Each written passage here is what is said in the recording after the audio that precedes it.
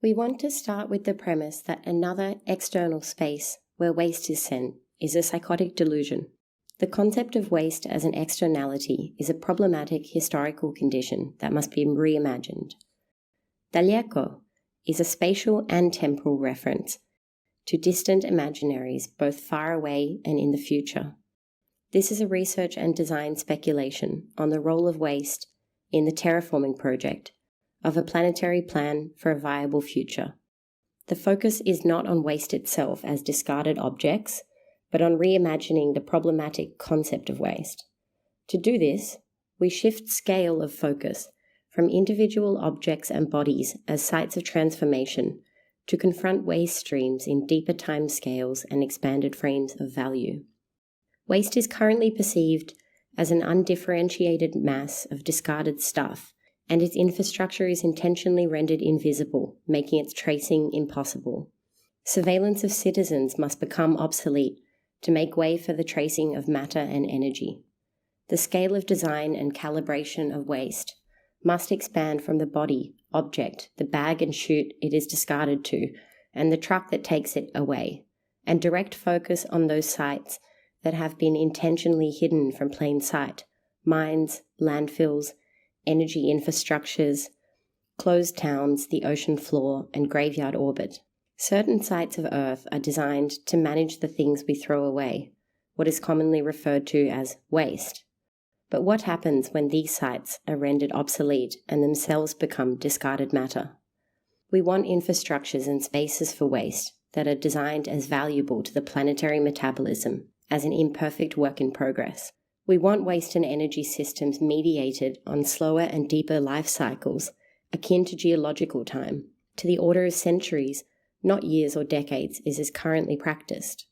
Millions of wells pierce kilometers deep into Earth's epidermis to extract oil and gas to power human life, and have been doing so at commercial scale for over a century, but themselves are only designed for a lifespan of 20 to 40 years, after which they are orphaned. The plan is not to scale down the complexity of the global waste condition, to fit it to the systems we have, but to embrace emergence and the inability to control all elements in scaling up response to confront complexity. Taking Virilio's prompt that the invention of the ship was also the invention of the shipwreck, we can say that from a human perspective, waste is a product of design, whether intentional or not, but we can learn from the Great Oxidation Event, where cyanobacteria produced such an excess of atmospheric oxygen, it rendered itself obsolescent, and in doing so, made Earth a viable planet for human life.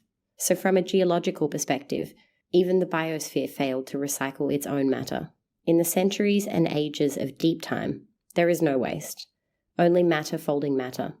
The current planetary machine, or technosphere, as Peter Haff coined it, is not only Earth itself, but all the artificial instruments piercing it, extending and floating from it. This is a network of human, non-human, cyborgian, infrastructural and institutional agencies that collectively has not evolved the ability to recycle its matter streams, especially atmospheric emissions, from the global fossil fuel appetite. From the geological perspective of waste as matter, waste is not a problem to be externalized and sent away, but a commodity to be valued and integrated. The current state of waste from the data we have is dire. Progress on its improvement is slow. Waste is absolutely everywhere if you're searching for it. This is a graph of plastic waste management from 1960 to 2017. 3/4 of over 8 billion metric tons of plastic ever produced is now waste, and less than 10% has been recycled. It is estimated there are 4 billion plastic microfibers per meter square in the ocean. Carbon dioxide atmospheric concentration is the highest in 800,000 years and rising. 9 in 10 people breathe polluted air, and 90% of space objects in orbit have been decommissioned. At the forefront of reimagining the concept of waste is the circular economy, currently being implemented by the Netherlands, a country with a rich recent history in waste reform since the introduction of the ladder of Lansing in 1979, a hierarchy for prevention of waste. This was incorporated as law in 93. In 96, a tax was implemented on household waste. and in 2002, Cradle to Cradle was widely published and televised in documentary form, providing a national manifesto to transform linear economies into circular ones. A smaller transformation in a shorter time scale is Kamikatsu, a town of 1,500 residents on the island of Shikoku in Japan that pledged to be the world's first zero-waste town by 2020, separating discarded matter into 45 categories at a dedicated facility. The catch is that 20% of the town's waste, including used tampons and nappies, has proved non-recyclable and is sent to another district for incineration, which can no longer happen in Kamikatsu thanks to the zero-waste policy. Inclusion of incineration to a circular economy or zero-waste reform is a topical global debate, which the waste-to-energy industry and China strongly support, while policymakers and communities disagree. The fetish of closing the waste metabolism at planetary scale is a fiction granted by externalizing problematic conditions. What is externalized in the delusion of a closed waste metabolism where everything is recycled? How does the act of externalizing affect the spaces, economies, and communities it is sent to? Until China banned import of 24 types of solid waste in 2018 and ceased to accept any plastic less than 99.5% pure, they had accumulated 106 million metric tons of plastic waste since 1992. Exporters faced a critical decision: to find another outside to offset waste at a lower cost, or re-engineer the mechanisms and behaviours that generate it at source. The deliberation phase saw recyclables sent to landfills until the pattern repeated itself, this time in Indonesia, Thailand, Vietnam and Malaysia. Who is liable for the economic damages of waste on communities and landscapes?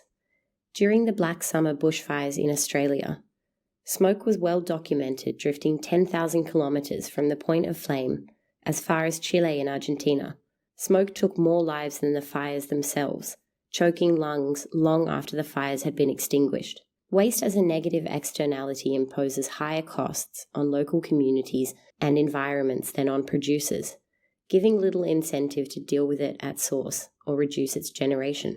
Economic approaches to biospheric and ecological externalities highlight that data and models are never neutral, but biased to the values of profit specific to those they are managed by. Sacrifice zones are geographical areas where environmental or social damage is deemed to be worth what the perceived benefits of extraction and production are, but that damage often affects the human or non-human actors without agency in their territory's manipulation. A global industry intentionally rendered invisible. Waste management is largely an informal labour force, and the cost of managing solid waste is only increasing. The mafia managed the Russian solid waste system until federal law in 1998. Yet still today, the workers of the Yudrovo facility are underpaid migrants from Central Asia. Can the spatial, economic, and social conditions that externalize waste be reimagined in order to treat discarded matter as a valuable global resource? When we talk about distance, it is the temporal nature, value, and potential of the futures, rather than the negative conditions of externality that this project brings with us as we speculate on a viable future for waste at a planetary scale. The project takes cues from historical science fiction film and animation, a medium that captivated outsides and futures, with detailed research into the memories of the past and the knowledge and instruments of the present. We're inspired by Mystery of the Third Planet, a 1981 film from a series of Alyssa's explorations, set 100 years in the future in an Edenic cosmos where anything seemed possible, so much so space flight and time travel for kids was normalized. This imagination of another world, from lifestyle products to space exploration, and sometimes both at once, was a narrative tool used in fiction and advertising to different ends by the Cold War superpowers. The socialist USSR unified vastly different territories, while diversity in capitalist America masked the economic incentives of disposability and planned obsolescence in production. Zagranica means a real or imagined world beyond borders, and during the later years of perestroika in the Soviet Union, it specifically referred to an idealized Western culture and its music, products, films, fashion, and ideas. Despite dreams of escape associated with the Soviet Union, there are concepts of waste that warrant revisiting, like Vinite, the All-Union Research Institute for Technical Aesthetics, and Vtoma, an experimental waste management program. 1991 in the Russian territory signifies the collapse of the Soviet Union, one communist superpower splintered into 15 nations, and freedom from communism. But the network of its infrastructures did not dissolve or become obsolescent overnight. Daleko is a common world in which the future of waste has been reimagined by researching historical conditions that, when explored in detail, seem stranger than fiction. The world is a live website in two components. The darker space is a longer form essay of the ideas dissolving the concept of waste as an externality that we have just been marinating on, while the grid represents the future common world composed of 9 science fiction stories and animations that build this future waste condition. The fictions are built on 9 sites relative to waste in the Russian territory, some urban and regional, some inside and outside the Russian territory, some oceanic, terrestrial, and atmospheric.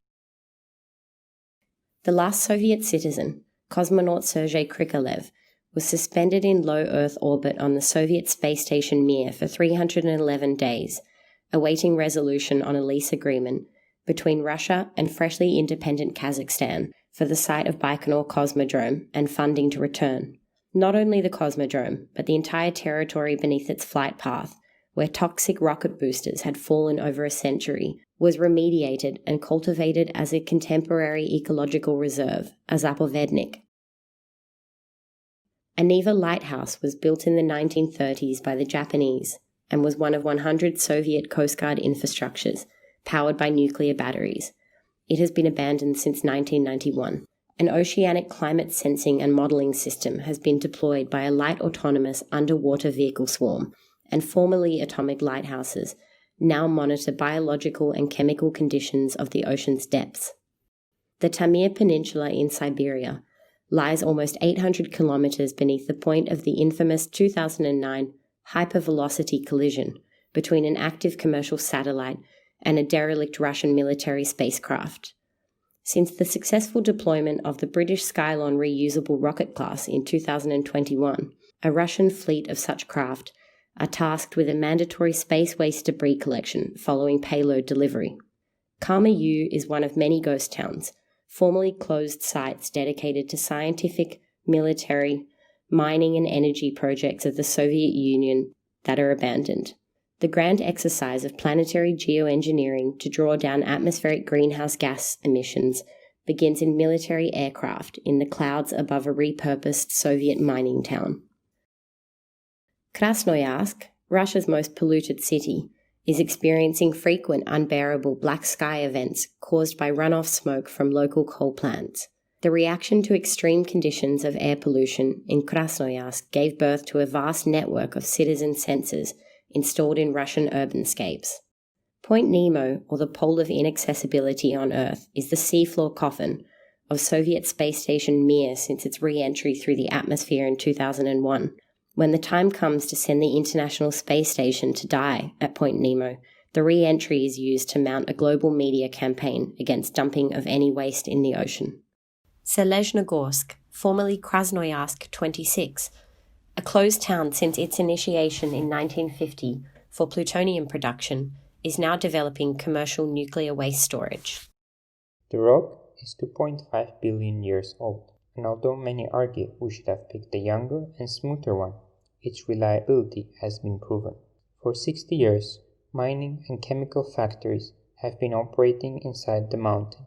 Underneath the mountain, there were 3 nuclear reactors in which weapon-grade plutonium was produced. The level of radiation on the surface and in a city did not exceed the norm. This is the Nizhnekamsk Massif, 4.5 meters from Yenisei River. The underground research lab, a part of a repository, is located inside the mountain, 700 meters below the surface and 5 kilometers deep in the mountainous rock. What we do is study the mountain and its reactions. If you work in nuclear physics, you learn to think fast about very, very slow things and work on really long-term projects. hundreds and thousands of years. The amount of sensing, hydrological, geological, seismic, geophysical, hydrochemical, radioseismic is huge, all to make sure the rock stays still and nothing wakes the sleeping matter. In the early 21st century, the development of dual-component power system (MOX) allowed Russia to use nuclear fuel in the new generation of fast neutron reactors. The new fifth generation BN 1500 reactors allowed Russia to create a highly optimized nuclear power fleet. The waste of one reactor became the fuel of another. The shutting down of oil wells, development of the nuclear energy allowed Russia to reach its sustainability goals. Rosatom Energy International took over the role of Gazprom. The BN 1500 modular reactor made it easy for other states to buy nuclear reactors. It was something new to be desired by state leaders. It was as easy as buying furniture from IKEA. Choose a reactor, within next 2 years it's delivered to you. You could even have them install and operate it for you. All the used fuel will go back to Russia. No nuclear waste protests for you. No headache. Rosatom will take care of all your nuclear power needs, all at once. Here our work comes in. The rock keepers and watchers. Over 1,500 landfills currently operate without a license, a collective territory the size of the Netherlands, with terrible labor conditions. To get to the Moscow Green, as known as garbage rink, you will need an electrobus, electrocar, or a bicycle, though a second option is more preferable since it gives you more freedom. 10 years ago, when one of the first lines of the Green Ring opened to the public, it was declared an almost unqualified success, although some architects would nitpick the design and citizens would criticize the enormous budget mostly financed from the national project Ecology. The place quickly became one restless carnival procession of park-goers. In stark contrast to the area's past of its unsaid trash eco-protests, with the slogan, "Russia is not a dump site," the rink was a true pride of the Moscow region government. Once the Ministry of Technical Aesthetics was established, it had to do a tough job of making guidelines, materials checks, and basically restructuring material cycles of the whole country economy. The glory of the former 2,500 hectares of the landfills, as presently cultivated, lies in its variety of spatial and recreational experiences. Paths narrow and wide, decked and open-air routes, beach-like sandy career areas, skiing resorts, landscape art, and broad views of the surrounding small towns. If you are interested in modern green history, check out one of the towns inside the ring. For example, Pushchino. The recent program of the Ministry of Technical Aesthetics is trying to bring Pushchino to a full zero waste cycle as an experiment potentially to be upscaled elsewhere in the country. Decades of slow violence have intoxicated the communities and ecologies of the Komi region, where leaking and bleeding oil wells and pipelines that were installed in the 60s and 70s are in disrepair. Protests around these conditions demand a different future. If I told you where the largest artificial carbon sink on the planet is, I doubt you would believe me. But I will take you there. How did the atmospheric carbon dioxide concentration level fall below 350 parts per million, as climate specialists demanded? It is clear this was a massive infrastructural intervention, but there are still pieces missing. In 2020, an experiment in Iceland had converted more than 50,000 tons of carbon dioxide to permanent geological formations. This was an important break, but it paled in comparison to the global annual emissions that were drifting off unchecked by the fossil fuel industry. By 2020, when the CO2 concentration had reached over 400 parts per million, the highest level in 800,000 years, there were international rebellions all over the world demanding its immediate reduction. The slow violence of the Russian petroleum industry was a shameful mismanagement of assets, carelessness, and lack of intervention and governance. That was until the Planetary Emission Sensing Unit presented the federal Russian government with deeply implicating climate crime statistics, linked directly to the unchecked oil fields bleeding into the nation's body. Russia was forced to massively adopt carbon capture and storage, technology capable of capturing up to 90% of carbon dioxide emissions and storing them at abandoned sites. The infrastructure to implement carbon capture and storage was already in place, though formally mismanaged and deeply neglected in the form of the Russian oil industry. The Russian territory used to spill over 1.5 million tons of oil annually. That pipeline network had been repaired, concatenated, and retrofitted to perform carbon capture and permanent storage.